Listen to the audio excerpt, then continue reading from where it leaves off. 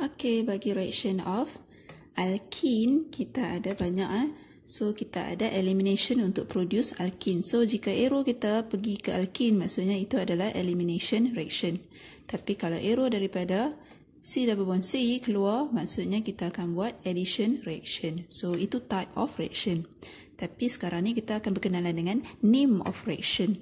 Okey, so name of reaction bergantung pada apa yang masuk, kita akan bagi nama. Type sama ada elimination ataupun addition. Okey, so sekarang ni kita start dulu dengan addition yang pertama. Jika kita jumpa C double bond C dan kita masukkan dengan H2. So ini adalah reagen yang pertama, hydrogen, dan kita pakai catalyst. So catalyst kita boleh jadi platinum, boleh jadi nickel, boleh jadi PD, palladium. Okey, so apa-apa saja metal ini, mana-mana satu, kita akan buat addition of H2. So, nama reaction yang kita akan bagi adalah hydrogenation. So, bila kita masukkan hydrogen, maksudnya nama dia akan jadi hydrogenation. Type of reaction masih kekal sama, addition. Okey, so beza, ini adalah name of reaction. Kalau soalan tanya type dia masih addition. Okey, so type addition, name hydrogenation sebab kita masukkan hydrogen. Okey, apa yang terjadi? Kita buka double bond ini. So, daripada C double bond C, kita jadi C single bond C. Ini, bond ini kekal. Ini kita ada alkyl group. Kita ada alkyl group sebelah sini. Di sini kita ada alkyl group. Di sini kita ada H. Tiru balik. Okey, so jika ada carbon, carbon lah. Okey, dan dua yang kita dah salinlah. Lagi bond ini yang kita multiple ni, kita akan buka bond itu macam buka pintu. So, buka macam tu. Dia akan terbuka dan kita akan tambahkan hydrogen daripada reagen kita. Okey, so itu namanya hydrogenation. And the next one, kita masukkan water. So, bila kita masukkan water, ini adalah proses. Nama reaction dia adalah hydration. Kita hydratekan dia. Okey, so hydration, apa yang terjadi? Kita akan buka juga double bond. Macam tadi, kita salin semula bond yang ada. So, H dekat sini, tiru macam mana kita punya compound. So, jika H, H lah. Jika alkyl, alkyl, H, H dekat situ. Dan kita buka bond itu untuk tambah H dan juga OH. Tetapi sekarang ni, di mana kita nak masukkan H, di mana kita nak masukkan OH, kita bergantung pada carbon. Okey, so tengok carbon yang kita nak masukkan tu. Carbon ini, kita label carbon 1. Carbon 1 dengan carbon 2. Yang mana carbon ada banyak hidrogen, carbon itu yang kita akan masukkan hidrogen. Carbon yang kurang hidrogen, kita akan masukkan OH daripada water. So, ingat water, kita ada H, O, H. So, kita nak belah sini dan kita akan masukkan H dekat satu carbon, OH dekat satu carbon lagi. Macam mana cara pemilihan? Kita akan masukkan H dekat carbon yang mana kita ada banyak hidrogen. Okey, lihat pada carbon ni saja dengan carbon ini. So, jangan tengok kepada carbon ini. Walaupun dia pegang CH3, itu adalah H kepunyaan carbon ini. So, tengok H kepunyaan carbon ini saja. So, masukkanlah. Hidrogen akan pergi ikut kawan-kawan dia. Okey, di mana ramai kawan dia, kita akan masuk situ. Dan OH, tak ada pilihan. Dia akan masuk lagi satu tempat. Dan make sure bond kita bond kepada O, bukan bond kepada H. Okey, so itu silly mistake yang kamu akan buat.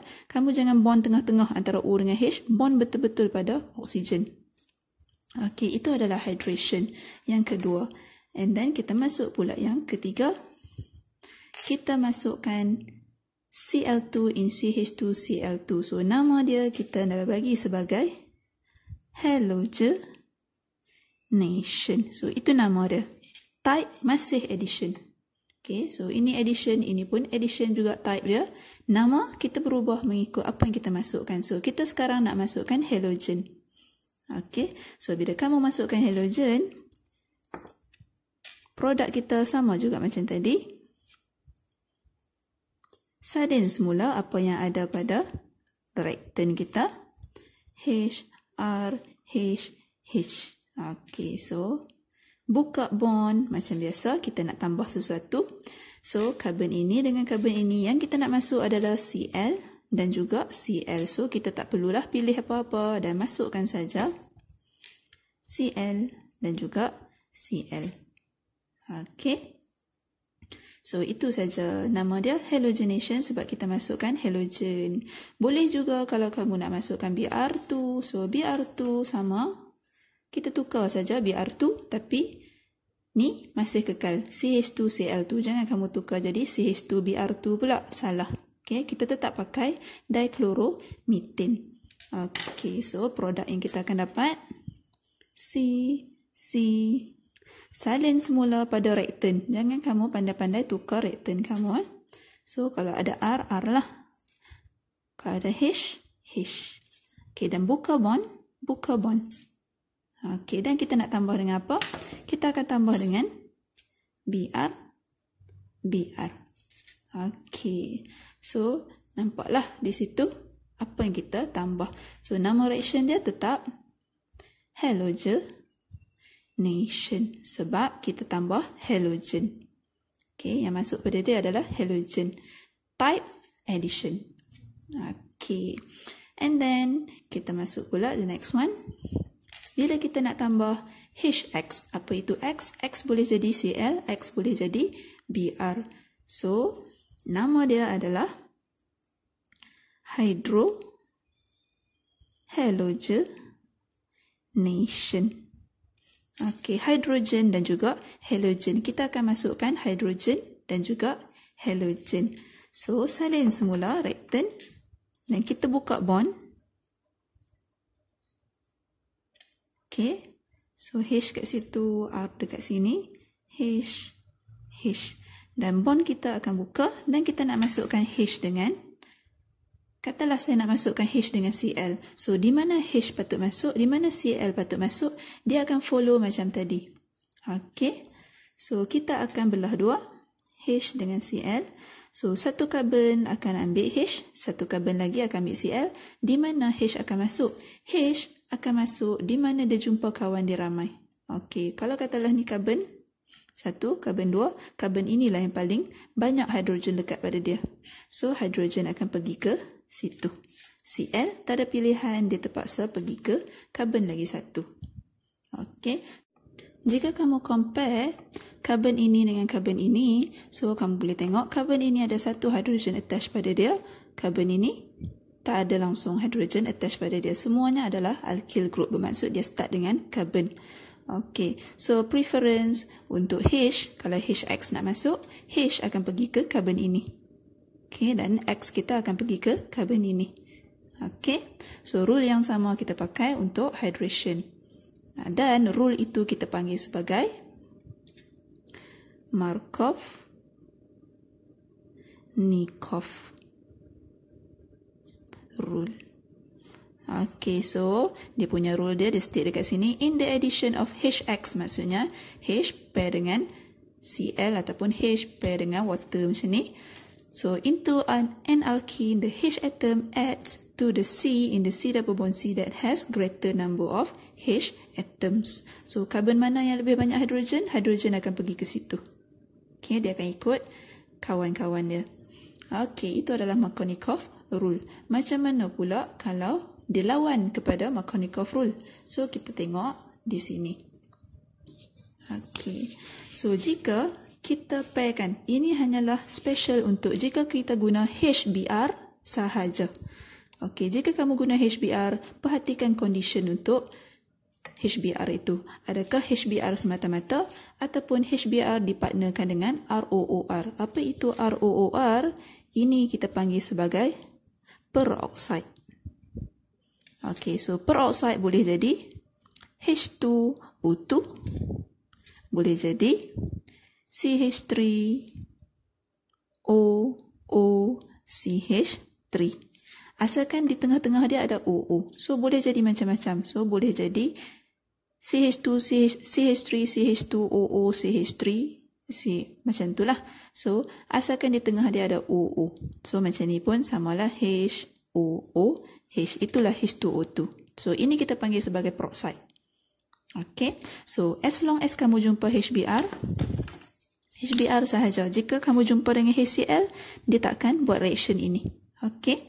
So, jika kamu jumpa HBr dan partner dia adalah peroksida, apa yang berlaku? Kita punya karbon akan buat addition juga. Sama saja.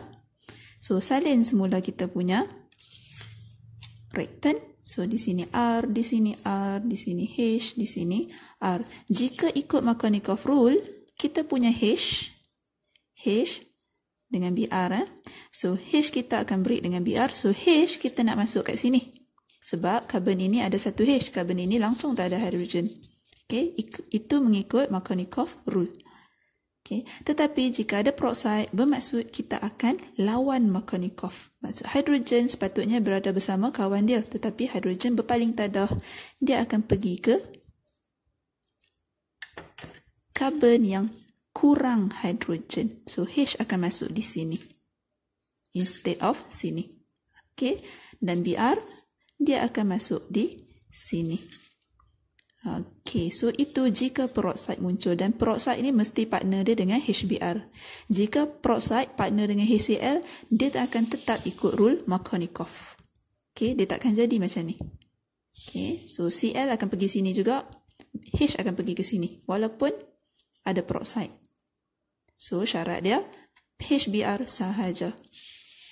Okey, dan rule kita akan bertukar menjadi anti Markovnikov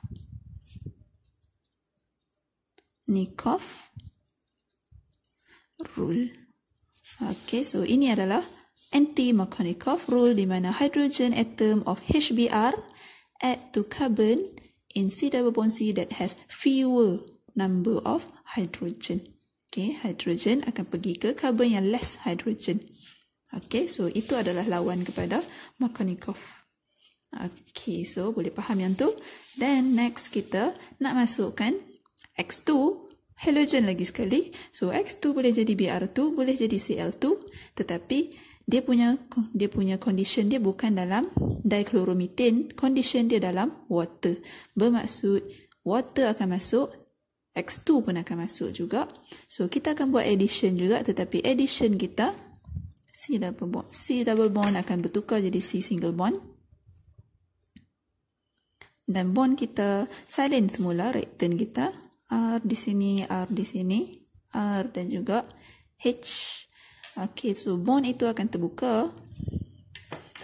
Kita akan masukkan, jika katalah saya masukkan Br2, so Br2 in H2O, itu reagent dia.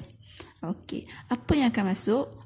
Br akan masuk pada satu karbon, satu lagi OH. So satu karbon akan ambil Br, satu karbon lagi akan ambil OH. Di sini Br pula akan pergi ke karbon yang ada banyak hidrogen. Okay, so how to add? Kalau kamu nak masukkan OH dengan X, so X boleh jadi Cl, boleh jadi Br.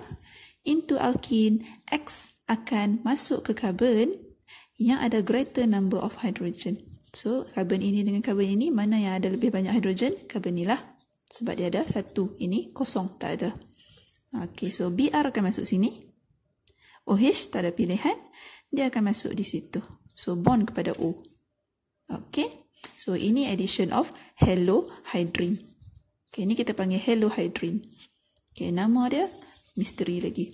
Okey, so itu adalah addition reaction secara overall. Okey. Lepas tu satu lagi arrow dia keluar. Tapi ini bukan proses addition. So ini kita buat chemical test. So kita guna diluted KMnO4 dalam keadaan alkaline. Okay. Dan kita boleh guna dalam cold ataupun room temperature. Okay, so apa yang terjadi bila kamu jumpa alkene dan kamu letakkan dalam reagent ini KMnO4 dalam keadaan alkaline ataupun basic condition, dan kita letakkan dalam room temperature ataupun cold condition. apa yang berlaku? Dia nampak macam kita buat addition juga. Okay. So, C single bond. Daripada C double bond jadi C single bond. So,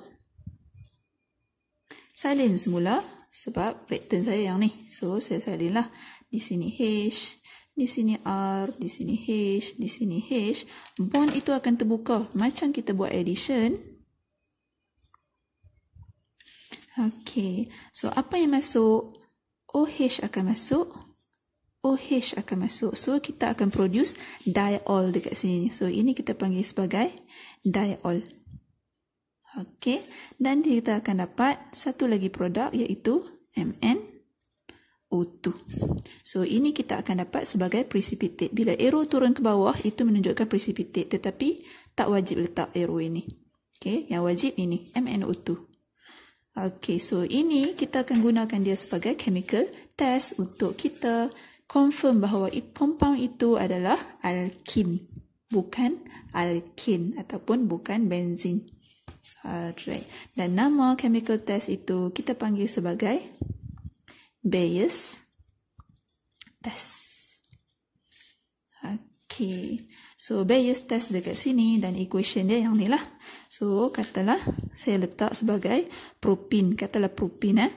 So, propin, CH3, CH, double bond, CH2. Katalah macam tu. Itu propin. Lepas tu, saya nak test dia. Saya letaklah KMNO4, OH minus. Dan condition saya letak cool. Okay, dia wajib letak cool ataupun room temperature. Okay, cool lah. Senang sikit sebab tak panjang sangat ayat dia.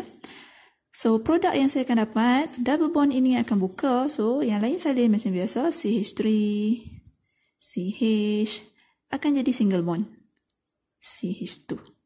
So, kamu buka saja double bond, buka saja double bond macam tu. Okay, instead of double bond, kita jadi single bond. So, buka double bond dekat carbon, buka double bond dekat carbon. So, tambah saja OH, tambah saja OH. Kemudian, plus lah dengan MnO2. So, ini kita akan dapat observation kita. KMNO4 color dia adalah purple. So, purple color of KMNO4 decolorized and brown precipitate form. Dan brown precipitate itu siapa? Ini, MnO2. Okay, so sepatutnya kita punya equation kena lengkap, equation dan juga observation. Okay, dan yang terakhir kita punya reaction kita untuk ini, sebelum itu, reaction ini nama dia adalah oxidation. Okay, so ini adalah oxidation reaction. Okay, so kita akan masuk macam mana kita nak produce alkene. So, kita akan buat elimination. Type dia adalah elimination reaction. So, ini saya letak sebagai type of reaction. So, type of reaction adalah elimination reaction dan nama reaction itu, nama dia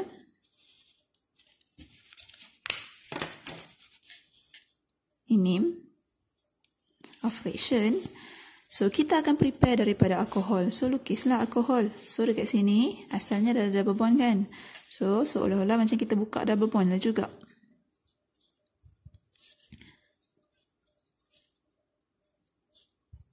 Cuma di sini kita akan ada OH dan juga H. So, kalau OH nak letak kat sini pun boleh, H letak kat sini pun boleh. Tak ada masalah. As long as dia adalah OH dan juga ada satu OH. Okay. So, ini adalah alkohol. So, daripada alkohol, kita nak tukar jadi alkene. Kita buat elimination reaction. Dan bila kita buang sahaja, apa yang kita nak buang adalah ini. OH dekat satu karbon, H dekat karbon sebelah dia. So, dia mesti sebelah-sebelah. Tak boleh buang dengan diri dia sendiri. Kalau tak, kita tak boleh buatlah double bond. Okay. So, bila kita buang ini, barulah kita boleh dapat C double bond C dan eliminate of water. Elimination of water, kita panggil reaction ini nama dia adalah hydration. Okay, reaction dia adalah dehydration. So, itulah cara macam mana kita nak prepare alkene. Dan major produk kita akan ada banyak jenis produk. So, kalau kita nak pilih salah satu daripada produk tu sebagai major produk, maksudnya persen untuk penghasilan produk salah satu tu lebih tinggi daripada produk lain. Okay, kita akan guna rule yang nama dia adalah Set-Zeth rule. Okay, so ini akan dikupas dalam tutorial. So, an elimination usually give the most stable alkene product, commonly the most highly substituted alkene. So, lagi banyak R lekat pada C double bond C, lagi stabil dia. So, kalau katalah kita dapat dua produk ni daripada elimination of an alcohol ni, so kita dapat dua produk. So, mana akan jadi major? Kita akan kira bilangan R yang ada dekat C double bond C. So, dekat sini saya kira satu sahaja R. Dekat sini 1, 2, 3. Ada 3 R, bermaksud ini akan jadi major produk, ini akan jadi minor produk. So, itu cara nak tentukan major produk guna rule Set-Zeth. Okay. Dan yang terakhir, satu lagi So, ini Br2 in CH2Cl2 boleh dijadikan juga sebagai chemical test. So, kita panggil dia sebagai bromine test. So, ini pun sama macam Bayes tadi. Kita nak detect C double bond C. So, equation, kalau katalah propin macam tadi ni, CH3, CH double bond CH2, reagent dia, copy balik, dia mesti bromine. Sebab, kalau kamu letak klorin, klorin tak ada color. Bromin saja yang ada color. So, color dia adalah reddish brown. Maksudnya kita boleh differentiate lah produk dia dengan reactant dia. So, in CH2Cl2. Reagent kita letak di atas. Kemudian, produk yang kita akan dapat salin semula. CH3, CH, single bond, CH2. So, kita buka bond dan kita tambah dengan Br dan Br. Itu saja. Dan observation yang kita akan dapat adalah reddish brown, color of Br2 di color rice ataupun turn to colorless. Okay, so siaplah kita punya reaction of alkene.